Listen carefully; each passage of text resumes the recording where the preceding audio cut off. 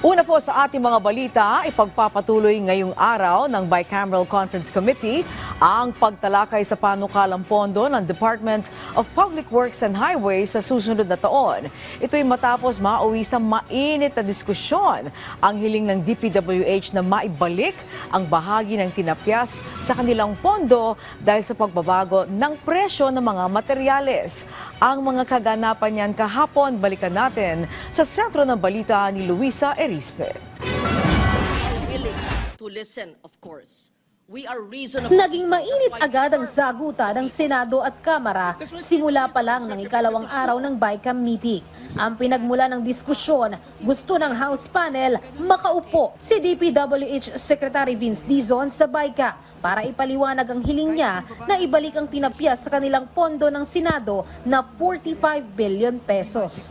Ito ang ibinawas dahil sa overpriced na mga materyales sa mga proposed projects ng DPWH.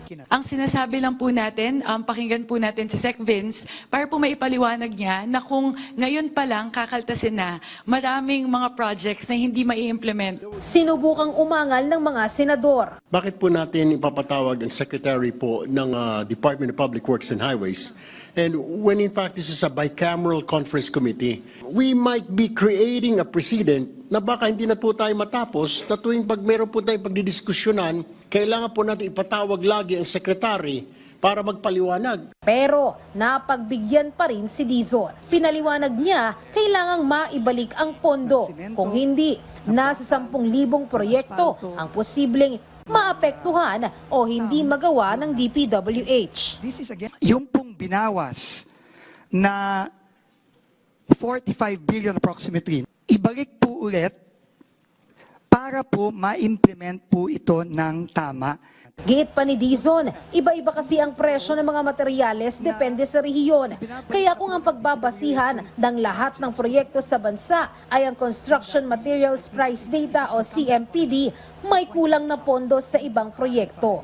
Pero imbis na maliwanagan, tila mas nalito pa ang ilang senador. DPWH naman raw ang unang nagbigay ng CMPD na pinagbasihan ng pagtatapyas ng pondo. Bakit bigla na lang nagbago ang script nito? Hindi po Senado ang nagtakda ng presyo.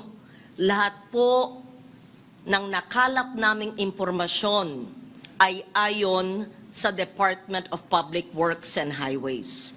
Nagkaroon na exchange, bawasan natin yung taba. Sinabi mo, yes, bawasan natin yung taba. Pero ngayon, babalik ka sa amin at sasabihin, huwag nyo nang bawasan yung taba. Kaya hindi mo rin kami masisi na ikaw ay ginigisa ngayon dito ng Senate panel, convince this panel or this committee, convince the public na ito po ay hindi pork barrel, na ito po ay hindi insertion ng mga politiko. Ang bit-bit natin lahat, or at least namin sa Senado, nag-reduce ng presyo based on that same communication, based on that same script. So when you come back now and tell us, nagbago na yung script, kahit ako, nahihirapan akong intindihin, sikmurahin. Si Senator Amy Marcos pa nga, bumuelta pa kay Dizon. Paiba-iba raw kasi ang sinasabi at hino-hostage ang BICAM. I truly resent the fact that the BICAM is being hostaged by the Secretary of the Department of Public Works and Highways. Sinubukan naman ng Kamara depensahan din ang katwiran ni Dizon. Yung kawalan ng trabaho ng mga construction worker, yung kawalan ng kita ng mga hardware, yung sana ay napakinabangan na ng mga komunidad, yung mga proyekto. So, mas malaki po yung mawawala sa ating bansa kung itutuloy po ito at magiging unimplementable po yung projects kumpara po doon sa perceived savings of 54 billion pesos dahil sa CMPD cut. Sa huli, sinuspend ang BICAM ng halos 2 oras. Pero pagbalik sesyon, hindi na tinapos ang pagtalakay sa budget ng DPWH. Itutuloy na lang ang meeting ng alas 4 ng hapon ngayong araw. Sabi naman ni Dizon, nagpapasalamat siya na napakinggan siya ng Kongreso. Pinakinggan po niya tayo. Hopefully po na-clarify po natin. Pero ang budget po, ang magdidesisyon dyan ay ang Kongreso. At sinabi ko din po, kung ano po ang magiging desisyon ng Kongreso, Siyempre po, yun po ang susundin natin. Pero may kaakibat po na epekto yan. Luisa Erispe para sa Pambansang TV sa Bagong Pilipinas.